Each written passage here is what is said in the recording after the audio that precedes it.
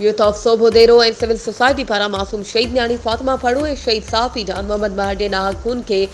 भेटा पेश करण लाइ सोभोदेरो प्रेस क्लब ते शहीदनि जी तस्वीरुनि अॻियां मेणबतियूं ॿारे शहीदनि खे भेटा पेश कई वई।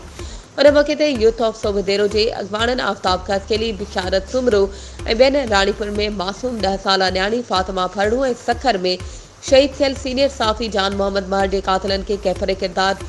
ताईं पहुचाइण लाइ अदलिया ऐं कानून नाफ़िज़ करण वारनि इदारनि खां पुरज़ोर मुतालबो कयो त साफ़ ऐं शफ़ाफ़ इंक्वायरी करे असल कातिलनि खे सख़्त खां सख़्त सज़ा ॾिनी वञे ऐं शहीदनि जे खून सां इंसाफ़ कयो वञे। वधीक ख़बरुनि ऐं अपडेट्स जे लाइ असांजे चैनल खे सब्सक्राइब कयो